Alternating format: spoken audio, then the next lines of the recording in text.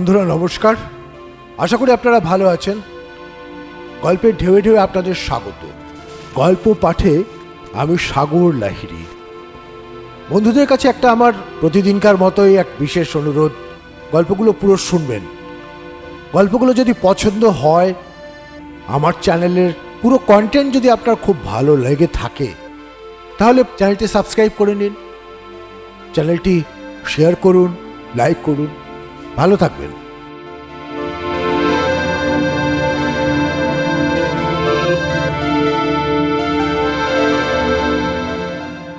আজকের গল্প চকাচকি, লেখক সতীনাথ ভাদুড়ী।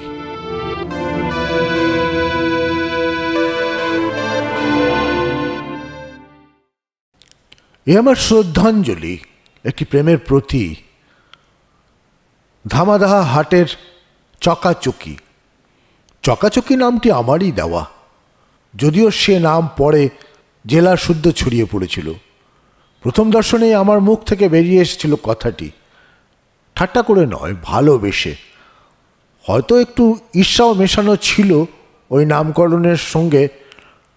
অদ্ভুত অবস্থায় তাদের সঙ্গে আমার প্রথম সাক্ষাৎ আমার সহকর্মী কানা মুসাফির লালের সঙ্গে। যখন আমি গ্রামে গ্রামে ঘুরে বেড়াই রাজনীতিক কাজের সূত্রে, মুসাফির লালই আমাকে নিয়ে গিয়েছিল ধামাদাহা হাটের দুবেনির কুটিরে। তখন সেখানে ঘোড়ার দড়ি নিয়ে হাসি চেঁচামেচির মধ্যে পুরো দমে টাগ অফ ওয়ার খেলা চলছে। দড়ির একদিকে দুবেজি, অন্যদিকে দুবেনি, আর অবাধ্য ঘোড়াটি। হাইয়ো জোয়ান বলে দুবেজি হঠাৎ দড়ি ছেড়ে দিল। দুবেনি একেবারে চিৎপাত, তবুও হাসি থামে না। দুবেজি নির্দোষিতার ভান করে, জানোয়ারেরা শুদ্ধ তোর দিকে, তোর সঙ্গে কি আমি পারি? তাই হার মেনে ছেড়ে দিলাম। দাঁড়াও না, তোমার জানোয়ারগিরি বার করছি। এর জের আরও চলতো কিনা কে জানে। আমরা গিয়ে পড়ায় তখনকার মতো বন্ধ হয়ে গেল। ছাড় পোকা ভরা দড়ির খাটিয়াটি আমাদের জন্য বার করতে ছোটে তারা দুজনে। দুবেনের বয়স তখনই বছর 60। তবু কি সুন্দর দেবী প্রতিমার মতো চেহারা, যেমন রূপ তেমনই গায়ের রং, আর কি আপন করে নেওয়া ব্যবহার। আমার সবচেয়ে অবাক লেগেছিল বিয়ের 50 বছর পরও এই দম্পতি বিয়ের সময়ের মনের উপচে পড়া ভাব বজায় রেখেছে দেখে। তাই নাম দিয়েছিলাম চকাচকি। বিশ্বনিন্দুক মুসাফিরলালের পছন্দ হয়নি নামটি। কুটিলতায় ভরা তার ভালো চোখটি একটু টিপে ঠোঁটের কোণে একটা ইঙ্গিতের ছাপ ফুটিয়ে তুলে সে বলেছিল, চকাচকি না বলে চড়ইনি বলুন এদের। 3 কাল গিয়ে 1 কালে ঠেকেছে বুড়ির। এখনো কি ছমক, ছেদকথার কি বাঁধুনি। দেখেন না, নেচে চলে, ফুরুত ফুরুত করে উড়ে বেড়াতে চায় চড়ুই পাখির মতো। এ গাঁয়ের বুড়োদের কাছ থেকে শোনা যে একটা লোটা আর এই দুবেনিকে সম্বল করে 40 বছর আগে দুবেজি যখন এখানে প্রথম এসেছিল রোজগারের ধান্দায়, তখন ওই হাটের মালিক বিনা সেলামিতে বাজারের মধ্যে ঘর তুলবার জন্য জমি দিয়েছিল, শুধু দুবেনির কোমরের লচক দেখে। সে বয়সে দুবেনি। মুসাফিরলালকে থামিয়ে দিই, জানি তো তাকে। দুবেনির সম্বন্ধে ও সুরে কথা বলা আমার খারাপ লাগছিল। সব জিনিসে সে খারাপের গন্ধ পায়। এরপর কতবার যে তাদের বাড়িতে গিয়েছি তার ঠিক নেই। না গিয়ে কি নিস্তার ছিল? ওদিকে গিয়েও তাদের বাড়ি যায়নি জানতে পারলে চকাচকি দুঃখিত হতো। শুধু আমি নই, এই অঞ্চলের প্রত্যেক রাজনীতিক কর্মীর বেলায় ওই একই নিয়ম। দল নিরপেক্ষভাবে তার কুড়েতে যা জুটবে চারটি না খেলে রক্ষা নেই। না খাওয়ার রকম সকম দেখলে অতিথির কাপড় গামছার ঝুলিটি ছো মেরে তুলে নিয়ে গিয়ে দুবেনি রাখবে রান্নাঘরে। যদি কোনো দিন বলেছি অমুক গ্রাম থেকে এখনই খেয়ে আসছি, আজ আর খাবো না, অমনি দুবেজি অভিমান করে অন্যদিকে মুখ ফিরিয়ে বসে থাকবে। কিন্তু দুবেনি চুপ করে থাকবার পাত্রী নয়। বেতো টাট্টু ঘোড়াটার পিঠ থেকে চটের বোড়াটা সে নেয় বাঁ হাতে, আর ডান হাত দিয়ে আমাকে ধরে টানতে টানতে উঠোনের মধ্যে নিয়ে গিয়ে হুকুম করে, বসো এই বোড়াটার উপর, বসে বসে দেখো আমি কেমন করে রুটি সেঁকি। তারপর দুবেজিকে লক্ষ্য করে বলে, মরদ দেখো, মান করে অন্যদিকে মুখ ফিরিয়ে বসে রইলেন। থাকো, সবাইকে আর দুবেনি যে তোমার মানের কদর দেবে। কতক্ষণ আর কথা না বলে থাকে দুবেজি। রাঁধবার সময় মেলা বকিস না, বুঝলি? মুখের থুতু ছিটকে অতীতের রুটির ওপর পড়বে। থামো থামো, অত থুতু ছিটকায় না। এ কি তোমাদের মতো খৈনি গোজা মুখ? সে কথা বললে থুতুর ভয় বাঘ পালাবে, বুঝলে বাবুজি? আমি এক এক সময় বুড়োকে বলি যে আমার সম্মুখে বসে বাজে বকবক না করে যদি সে হাটের মালিকের তদারকি খেতে বসে আকাশের সঙ্গে কথা বলে, তাহলে শাকসবজির পোকামাকড় দু চারটে মরে তামাক গোলা থুতুতে। তা কি শুনবে? যত গল্প ওর আমারই কাছে। নিজেরা না খেয়ে আমাদের খাওয়াতে দেখে একদিন আমি জিজ্ঞাসা করেছিলাম, কেন তারা এত কষ্ট স্বীকার করে আমাদের জন্য? জবাব দিয়েছিল, আপনাদের সেবা করলে রামজি খুশি হবেন। তাকে খুশি না করতে পারলে আমাদের পাপ খণ্ডন হবে কি করে? এমন সরল নিষ্পাপ দম্পতিও পাপের ভয় আকুল। তাই রাজনীতি নিয়ে মাথা না ঘামিয়েও রাজনীতিক কর্মীদের জন্য নিজেদের যথা সর্বস্ব খরচ করে দেয়। শুনে আমার আশ্চর্য লেগেছিল, কিন্তু বিস্ময়ের অবধি রইল না যখন চকাচকি জেলে যাবার হুজুক তুলল। তখন একটা রাজনৈতিক আন্দোলনে জেলে যাবার হিড়িক উঠেছে দেশে। ঠাট্টা করে তাকে বলি, ভেবেছ যে জেলে গিয়েও তোমরা একসঙ্গে থাকবে? সেগুলো বালি, দুবেনিকে যে পাঠিয়ে দেবে মতিহারি মেয়েদের জেলে। রামজির মনে যা আছে তা তো হবেই, একগাল হেসে জবাব দিয়েছিল দুবেজি। রামজির মনে কি ছিল তিনিই জানেন। হিসেব গুলিয়ে দিল থানার দারোগা। দুবেনিকে যথাসময়ে পুলিশ জেলে ধরে নিয়ে গেল, কিন্তু ৭২ বুড়ো বলে দুবেকে গ্রেফতার করতে বারণ করলেন দারোগা সাহেব। সে পরিচিত প্রত্যেকে দৌড়ে গিয়ে মাথা কোটে। দারোগা সাহেবের কাছে একটু তদবির করে তাকে গ্রেফতার করিয়ে দেওয়ার জন্য। কিছুতেই কিছু হলো না। দিন কয়েক পর দেখা গেল দুবেনি গভর্নমেন্টের কাছে মাপ চেয়ে মুচলেকা লিখে দিয়ে বেরিয়ে এসেছে। ইনি একেবারে ঢিডিক্ষার পড়ে গেল। চড়ুইনির বেহায়াপনায় সবচেয়ে মর্মাহত হলো কানা মুসাফিরলাল। তার বিশ্বাস দুবেনি দুবেজিকে ছেড়ে না থাকতে পেরে বেরিয়ে এসেছে। এই ৬৫ বছর বয়সেও দুবেনি কারো ঠাট্টা বিদ্রুপ একটির কথারও জবাব দেয়নি। শুধু তার দৈনিক রামজির পুজো আগের চেয়ে ঘন্টা দুয়েক বাড়িয়ে দিয়েছিল, আর দুবেজি ছেড়েছিল লোকজনের সঙ্গে মেলামেশা। আমার সঙ্গে দুবেজির অন্তরঙ্গতা ছিল সবচেয়ে বেশি। নিমিখে মানায়ে যুগ করে দূর মানি, বাঙালি কবির এই পদটির মানে তাকে বুঝিয়ে হেসে জিজ্ঞাসা করি, দুবেনিরও কি তাই? প্রশ্নের উত্তর না দিয়ে সে পাল্টা প্রশ্ন করে, রামজিরও কি সীতাজির জন্য এমনই হতো নাকি? সে কথা তো বলতে পারি না, তবে শ্রীকৃষ্ণের হতো রাধিকার জন্য। আরে কিশুনজি, ভগবানও যা রামজিও তাই। আমি নাছড় বান্ধা। আবারও জিজ্ঞাসা করলাম, জেলে এঁটো কাটার বাজ বিচার নেই বলেই কি দুবেনি থাকতে পারল না সেখানে? এমন অপ্রতিভ দুবেজিকে এর আগে কখনো হতে দেখিনি। অনেকক্ষণ চুপ করে থেকে কাঁচু মাচু মুখে উত্তর দেয়, আপনার কাছে বলেই বলছি আসল কথাটা। জেলে গেলে পাপ মোচন হয় রামজির চোখে, সেই জন্যই আমাদের জেলে যাবার এত আকাঙ্ক্ষা। দুবেনি বলে যে জেলে গিয়ে পাপ খণ্ডন করতে হতো আমাদের দুজনকেই, কিন্তু তোমার কপালে যে রামজি তা লেখেননি। আমাদের দুজনের জীবন যখন একসঙ্গে গাথা, তখন আমার একার পাপ মোচনের চেষ্টায় কি হবে? তাই দুবেনি মাপ চেয়ে বেরিয়ে এসেছে। দুবেজির চোখ ছলছল করছে, হতাশার ছাপ চোখে মুখে সুস্পষ্ট, যেন একেবারে ভেঙে পড়েছে। গলার স্বর অন্যরকম হয়ে গিয়েছে। রামচন্দ্রজি যে কিছুতেই তাদের দোষ ক্ষমা করবেন না। তাদের মনের এক অজ্ঞাত দুয়ার খুলে গেল আমার কাছে। পুণ্য সঞ্চয়ের ইচ্ছা নেই, অথচ রামচন্দ্রজিকে খুশি করে পাপ মুক্তির আকাঙ্ক্ষা প্রবল। আবার পাপ মোচনের অনুষ্ঠানটি হওয়া চাই দুজনের একসঙ্গে। একার চেষ্টা নিষ্ফল হবে। অদ্ভুত, আমাদের জটিল মন দিয়ে স্পষ্ট বোঝা যায় না তাদের সরল মনের যুক্তির ধারা, তবে তার বৈশিষ্ট্য স্বীকার না করে উপায় নেই। দুবেজির মনমরা ভাব দিন দিনই বেড়ে চলে এরপর থেকে। বয়সের জন্য শরীর ভেঙে পড়তে আরম্ভ করেছিল আগে থেকেই, এখন যেন আরও তাড়াতাড়ি খারাপ হতে লাগলো। রোজগারের কাজে কোনো দিনই বিশেষ মন ছিল না। তার পেট চালানোর জন্য যেটুকুনি ছাড়া বেতো টাট্টু ঘোড়াটার পিঠে চড়ে কাছাকাছি গ্রামের চাষাদের কাছ থেকে ভ্যারেন্ডার বিচি, ছোলা, তামাক, সর্ষে কিনে এনে হাটের গোলাদারের কাছে বিক্রি করা, এই ছিল তার এতকাল পেশা। এখন সে বাড়ি থেকে বার হওয়া বন্ধ করে দেয়। গোলাদারকে বলে দিল যে এই বয়সে ঘোড়ায় চড়ে বেরুনো আমার সামর্থ্যে কুলোয় না। গোলাদার জিজ্ঞাসা করে, তবে খাবে কি? দুবেজি উত্তর দেয় না, নিষ্প্রভ দৃষ্টিতে দূরের দিকে তাকিয়ে থাকে। মুশকিল হলো দুবেনিরই। দুটি পেটের অন্ন জোগানো সোজা নয়। সে দূর গ্রাম থেকে মধ্যে মধ্যে ছুটে ছুটে আসে আমাদের কাছে 2-4টে টাকার জন্য। আমরা সাধ্যমতো দিই।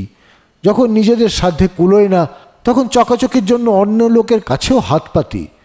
আমাদের জন্য তারা অনেক করেছে এক সময়, তাদের অসময়ে একটুও করব না। কিন্তু এ মনের ভাব বেশি দিন রাখা গেল না। তাদের ওপর আন্তরিক কৃতজ্ঞতা সত্ত্বেও পরের জন্য লোকের কাছে হাত পাততে কতদিন আর ভালো লাগে। কিছুদিন পর এমন হলো যে দুবেনিকে দূর থেকে দেখলেই আমরা পাশ কাটানোর চেষ্টা করি। কানা মুসাফিরলাল একদিন বলেই ফেললো তাকে, এখানে কি টাকার গাছ আছে? আমরা নিজেরাই বলে চেয়ে চিনতে কোনো রকমে কাজ চালাই। তোমাদের দেশ কোন জেলায়? কখনো বলো বালিয়া, কখনো বলো সাহারান, কখনো বলো ভোজপুর। কিছু বুঝেও তো পাই না। নিজেদের দেশে চিঠি লেখো না কেন টাকার জন্য? তিনকুলে কেউ নেই এমন লোকও হয় নাকি পৃথিবীতে? দুবেনি শুনেও শোনে না মুসাফিরলালের কথা। আমাকে বলে, আপনাদের দুবেজি কি মানুষ ছিল, কি হয়ে গিয়েছে। আমার কথারও জবাব দেয় না আজ কদিন থেকে। কী সব বিড়বিড় করে বকে। মাঝে মাঝে টিনের চালের উপর উঠে বসে থাকে হাতুড়ি পেরেক নিয়ে। বলে বর্ষা আসছে, চাল মেরামতি করছি। দুবের চেয়ে দুবেনির কথাই আমার বেশি মনে হয়। তার বিষাদে ভরা মুখখানি দেখে তাকানো আর যায় না সেদিকে। 72 ধরা বুড়োর জন্য 2টো টাকা দিয়ে তখনকার মতো নিষ্কৃতি পাই। তারপর মাসখানেক আর দেখা নেই দুবেনির। টাকা নিতে আসে না, দেখেও অস্বস্তিই লাগে। প্রত্যাশিত বিপদ না ঘটতে দেখলে হয় না এরকম। মুসাফিরলাল সন্দেহ করল যে হাটের বুড়ো জমিদারবাবু নিশ্চয়ই টাকা দিচ্ছে ওকে, পুরনো দিনের কথা মনে করে। ভালো চোখটি কৌতুকে ভরা। তোমরা শুধু দেশ দেশ করেই মরলে, আশেপাশে দুনিয়ার পুরনো ইতিহাসের কতটুকু খবর রাখো?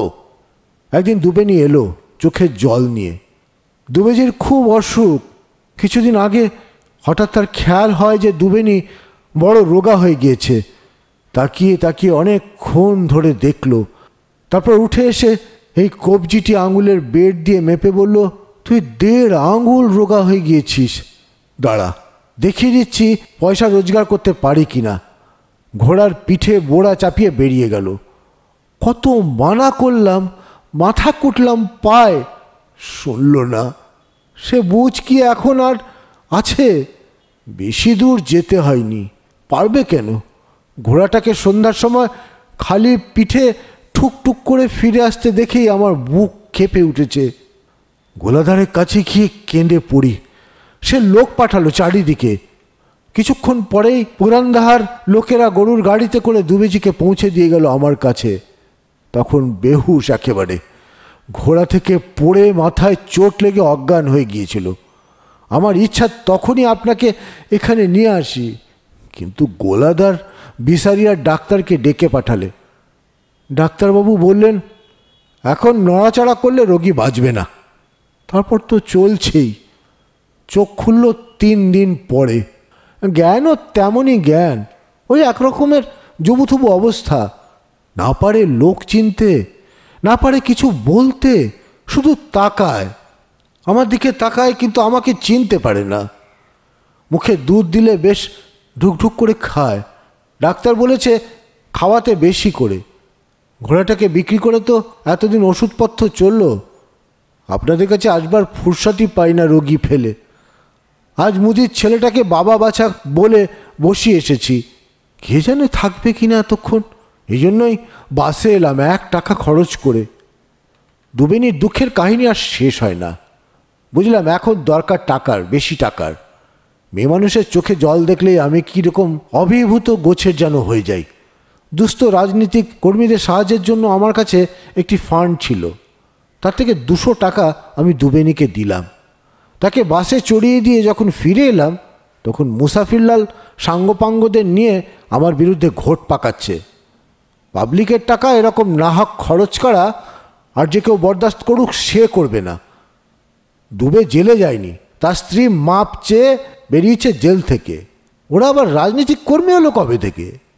মুসাফিরলাল আমাকে শাসিয়ে দিল যে আসছে মিটিংয়ে সে এর একটা হেস্তনেস্ত না করে ছাড়বে না। দিন 2-3 পরে দুবেজিকে দেখতে গেলাম তাদের বাড়িতে। বাড়ি মানে তো একখানি ঘর। ঘরের দেওয়াল, চাল সব কেরোসিন তেলের টিন কেটে দুবেনি নিজ হাতে তৈরি করা। দোকান বলো, শোবার ঘর বলো, অতিথিশালা, ঠাকুর ঘর বলো, সবই এরই মধ্যে। সেই ঘরখানিকে ঘিরে কৌতূহলী দর্শকের ভিড় জমেছে। ভিড় ঠেলে ভেতরে গিয়ে দেখি ঘরের যে কোনায় রঙিন কাগজের রথের মধ্যে রামজির মূর্তি আছে তারই সম্মুখে একটি গরু দাঁড়িয়ে, সুন্দর নধর গাইটি। ঘরের মধ্যে খাটিয়ায় দুবেজি শুয়ে, চোখ বোজা। দুবেনি খাটিয়ার পাশে দাঁড়িয়ে বাঁ হাত দিয়ে দুবের একখান হাত ছুঁয়ে রয়েছে, ডান হাত গরুটির গায়ে। পুরুত মন্ত্র পড়ছে। গোদান করছে দুবেনি। দুবেজিকে ছুঁয়ে থেকে রামচন্দ্রজিকে বোঝাবার প্রয়াস পাচ্ছে যে গোদান করছে তারা দুজনে মিলে। পুরুত চলে গেলে দুবেনির কথা বলবার সময় হলো। দুবেজির আজ 2 দিন থেকে কোনো সাড়া নেই। বহুদিনের আকাঙ্ক্ষা আমাদের গোদান করবার, তাই আপনার দেওয়া 200 টাকা দিয়ে গরু কিনেছিলাম। জানি না এতেও রামজি আমাদের মতো পাপীদের ওপর কৃপা দৃষ্টি করবেন কিনা। ওই মুখে আগেও যেমন হাসি দেখেছি এখনও তেমনই মুচকে হাসছেন। ও হাসি দেখলেই আমার ভয় ভয় করে, মুখের রক্ত হিম হয়ে যায়।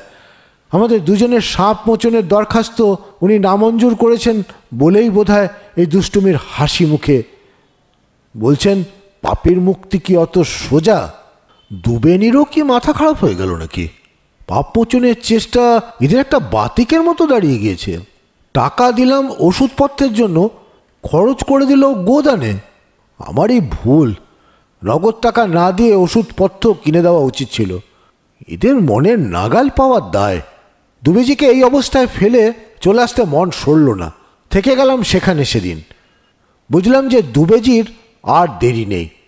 সে রাত্রে আমি দুবেজির মাথার কাছে পাখা হাতে বসে ঢুলছি।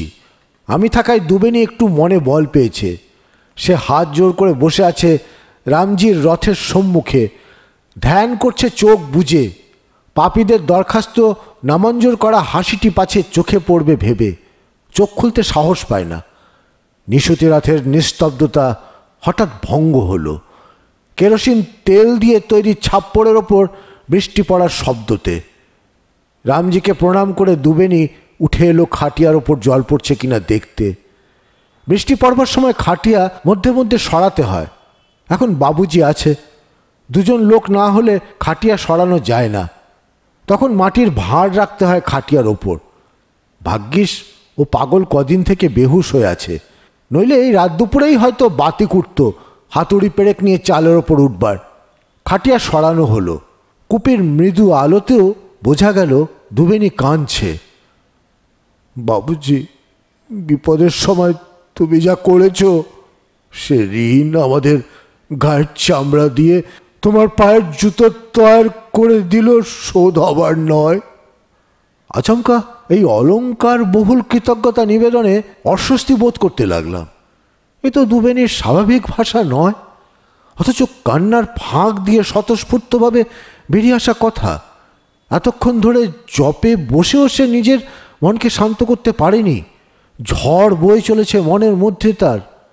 আমাদের গায়ের চামড়া, আমাদের পাপ, আমার না বলে আমাদের বলা তাদের চিরকালের অভ্যাস। এখনকার এই বিহবলতার মধ্যেও সে অভ্যাসের ব্যতিক্রম হয়নি। খাটিয়ার ওদিক থেকেই আমার দিকে আসছে দুবেনি। শঙ্কা দ্বিধা চোখের জলেও ঢাকা পড়েনি। আমার চোখের দিকে এক দৃষ্টে তাকিয়ে দ্বিধা কাটিয়ে চোখের জল ছাপিয়ে আকুল মিনতি ফুটে উঠল সে চাউনিতে। বলতে চায় কিছু, অনুরোধ জানাতে চায়। বলো বলো, ভয় কি? আশ্বাসের ইঙ্গিত জানায়। তবু বলতে কি পারে? সব কথা কি বলা যায় সকলকে? অচৈতন্য দুবের দিকে আবার একবার দেখে নিল দুবেনি। সে জানে যদি তার কথা বুঝতে পারে। পাখা শুদ্ধ আমার হাতখানি সে নিজের মুঠোর মধ্যে চেপে ধরেছে। এ কি কাউকে বলবার কথা? তবু বলছি, তোমাকে ছাড়া আর তো কাউকে দেখি না বলবার মতো। একজন কাউকে যে বলতেই হবে।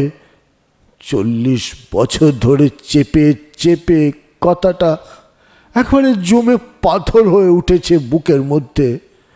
তবু রামজি ক্ষমা করেননি আমাদের। ডাক্তারবাবু পরিষ্কার না বললেও ঘুরিয়ে বলেছেন যে রোগী আর 2-4 দিনের বেশি বাঁচবে না। আমিও সে কথা বুঝতে পেরেছি। সেই জন্য একটা কথা বলার দরকার হয়েছে তোমার কাছে। শুনে আমাদের কি মনে করবে তাও জানি, তবু বলছি, আমার কথা রাখতে হবে একটা। রাখবে? আগে কথা দাও, তবে বলবো। কথা দিলাম। শোনো তবে বলি, যে কথা বলিনি 40 বছর থেকে। পোড়া মুখ। আমি দুবেজির নিকট আত্মীয়া। দুবেজির বউ ছিল, ছেলে ছিল, সব ছিল। তারা আমারও আপনার লোক। ফেরবার পথ জন্মের মতো বন্ধ হয়ে গেল জেনেও এসেছিলাম। যাক, সেসব ছেড়ে এসেছিলাম বলে দুঃখ নেই, আমার কথা বাদ দাও। কিন্তু নিজের ছেলে থাকতে তার হাতের জল না পেয়ে দুবেজি চলে যাবে, তা কি হয়? মুখে আগুনটুকু পাবে না? তবে আর লোকের ছেলে হয় কিসের জন্য? ছেলের হাতে জল পেলে সে পাপ থেকে মুক্তি পেয়ে স্বর্গে যেতে পারে। আমার মন যে তাই বলছে। নিজের জন্য ভাবি না, আমার বরাতে যা লেখা আছে তাই হবে। কিন্তু ওর যে রাস্তা রয়েছে পাপ খণ্ডাবার। তুমি বাবুজি ওর ছেলেকে যেমন করে হোক নিয়ে এসো বাড়ি থেকে। শাহাবাদ জেলা, সাসারাম থানা, হরকতমাহি গ্রামের পশ্চিম টোলা। চিঠি দিলে আসবে না, ধরে আনতে হবে। আমি আছি জানলে আসবে না। বলে দিও মরে গিয়েছে। তাহলে এক যদি আসে, না করো না বাবুজি, আমাকে কথা দিয়েছ। সাংসারিক জীবনের সাথেও থাকি না, পাচেও থাকে না, তবু জড়িয়ে পড়লাম এক নিভৃত পরিবারের জীবনের সঙ্গে। দিনের পর শাহাবাদ জেলার এক গ্রামে গিয়ে দুবেজির ছেলের সঙ্গে দেখা করলাম। নাতিপুতিওয়ালা ঘোর সংসারী লোক। বাবা মৃত্যুশয্যায় শুনেও আমলই দিতে চায় না প্রথমটায়। রুক্ষ মেজাজ। তার মা বেঁচে আছেন কি না জিজ্ঞাসা করার রুক্ষ স্বরে জানিয়ে দিল যে তিনি 35 বছর আগে স্বর্গে গিয়েছেন। স্পষ্ট বুঝিয়ে দিল যে তাদের বাড়ির জেনানাদের সম্বন্ধে বাইরের লোকের কৌতূহল সে পছন্দ করে না, তাই তাকে নিয়েও মাথা ঘামাতে চায় না। বুঝলাম যে এতদিনকার ভুলে যাওয়া পারিবারিক কলঙ্কটাকে নিয়ে সে আর ঘাটাঘাটি করতে চাচ্ছে না। তাদের সেই আত্মীয়টি মারা গিয়েছে, এই মিথ্যা সংবাদটি পেয়েও তার মন ভিজল না। তখন আমি অন্য রাস্তা নিলাম। দুবেজি সেখানে একজন মস্ত লিডার। এ খবর শুনে একটু যেন তার উদাসীনতা কাটল। তখন ছাড়লাম ব্রহ্মাস্ত্র। দুবেজি সেখানে বাড়ি ঘর দৌড় করেছে, বাজারের ওপর দোকান। তুমি না গেলে সেসব সাধভূতে লুটে ফুটে খাবে। সেগুলো বিক্রি করে আসবার জন্যও তো তোমার যাওয়া দরকার। বাড়ি কি খাপড়ার? না, টিনের। মিথ্যে বলিনি।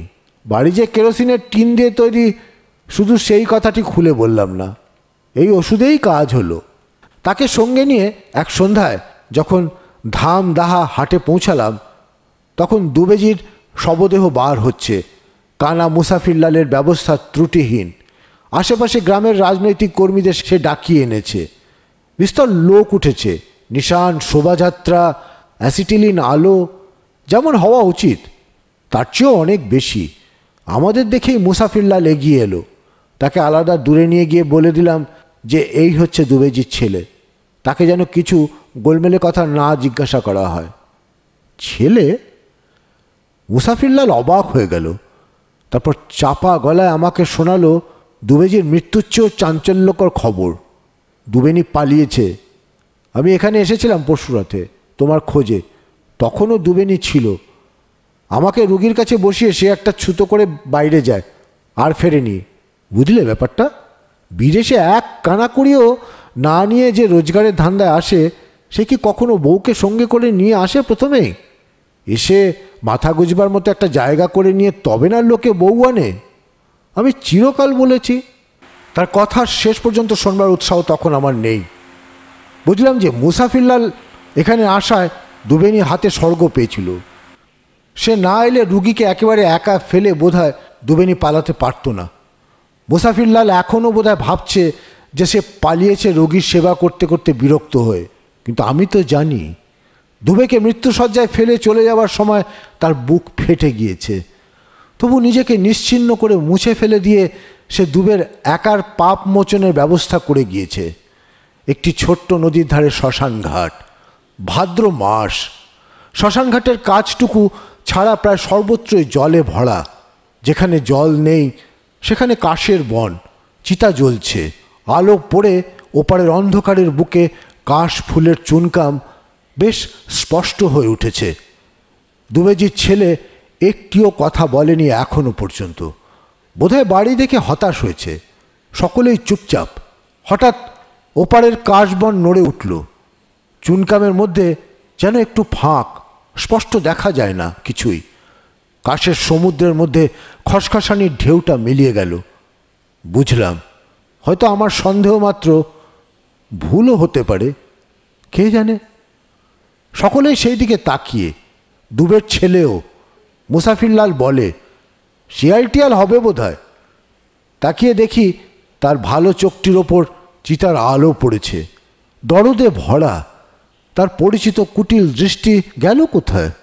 সেও বুঝেছে আমি যা বুঝেছি। শেয়ালের কথা তুলেছে যাতে বাকি সকলে আর ও নিয়ে মাথা না ঘামায়, অধিকার না তাকায়। এই প্রথম কানা মুসাফিরলালকে খুব ভালো লাগলো। তার ভালো চোখের চাউনিটিকেও।